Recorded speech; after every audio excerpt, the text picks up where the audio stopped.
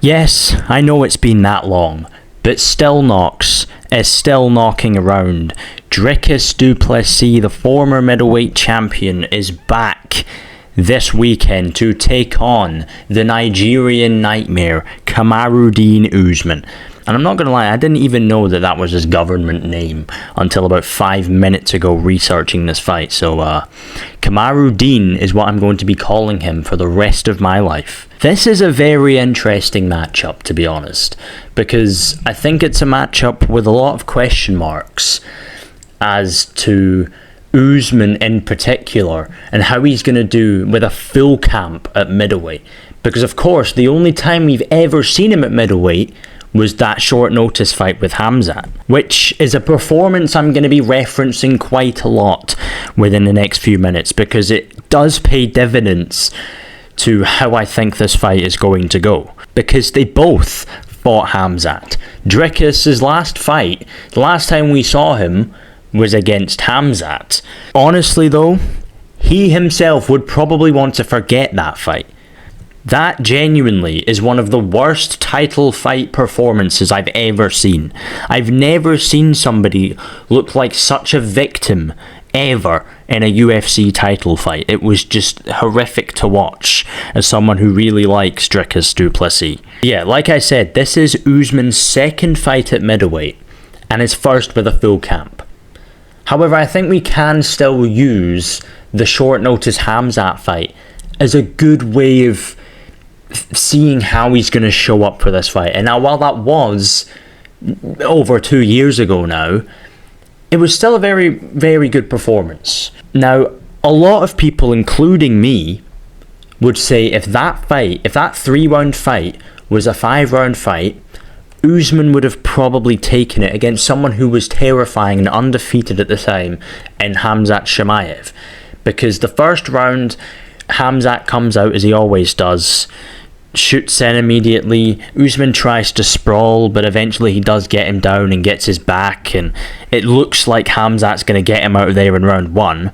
Usman survives and then has a really, really good round 2 and 3. Stuffs a lot of takedowns, is very impressive on the feet as well, and is very unfortunate to come out with a loss. Because for me, and for a lot of other people, I scored that a draw.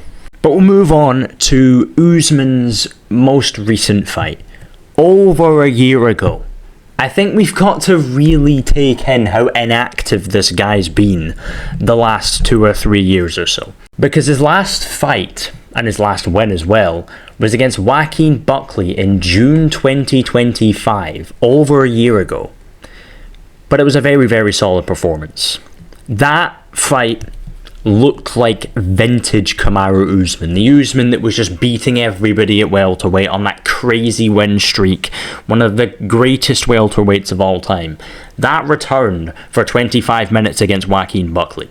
Now, it is a win that since then has aged pretty poorly because, of course, Buckley's gone on to get dominated by Sean Brady after that.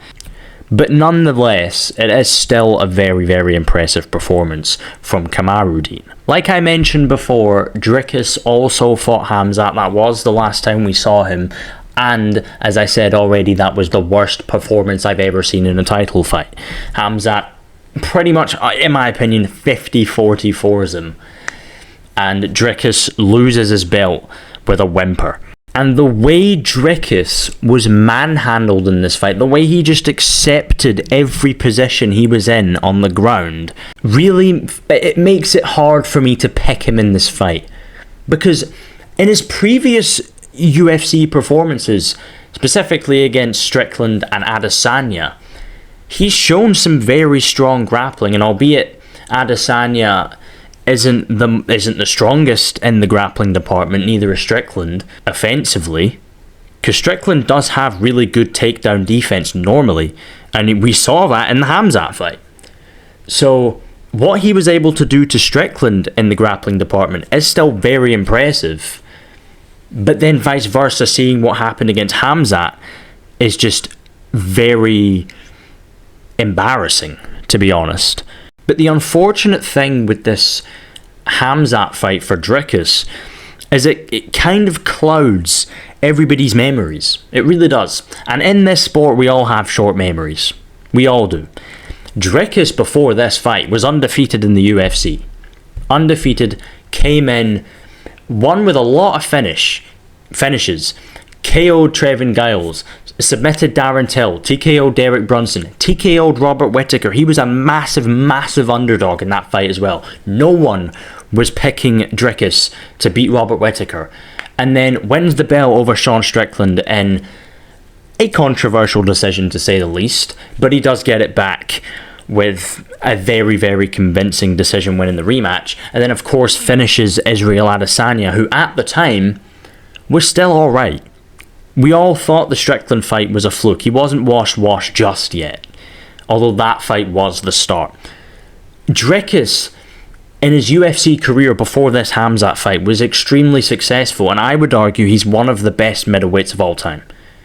Top 5 at the bare minimum. As to how they match up in this fight, it's safe to say that Usman is not, the heaviest favourite. Of course, because of his age and what Dricus has been able to do while Usman has been inactive. And of course, this being Usman's second ever middleweight fight. First with a full camp.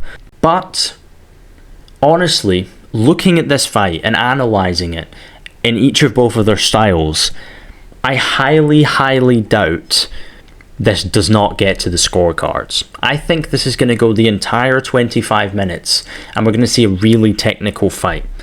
Because Dricus, while he may look like a retard when he fights, is quite technical, does follow his coach's game plans very well. And so does Usman. Usman's got one of the best coaches in the sport behind him in Trevor Whitman. So I think we're going to see a very back and forth fight.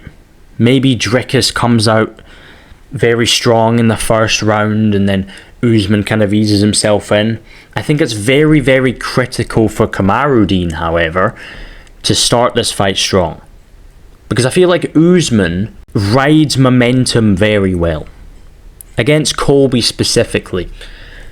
When Usman starts well, he wins most of the time. That may be not true at all, because he started horribly against Khamzat and had a very good round 2 and 3, but he still lost the fight, so my point still stands. Dricus doesn't need momentum like that most of the time. Because even in that Khamzat fight, there was an argument for Dricus taking round 5. He nearly submitted Khamzat right at the end.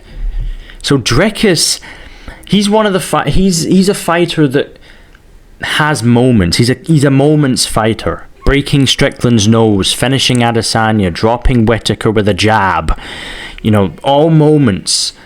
After he faces adversity as well, because in the round before Dricus submitted Izzy, he was losing. He lost that round.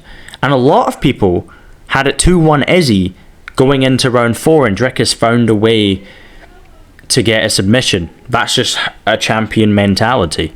I think this is going to be a very close fight. I think this goes to the scorecards and it could be split.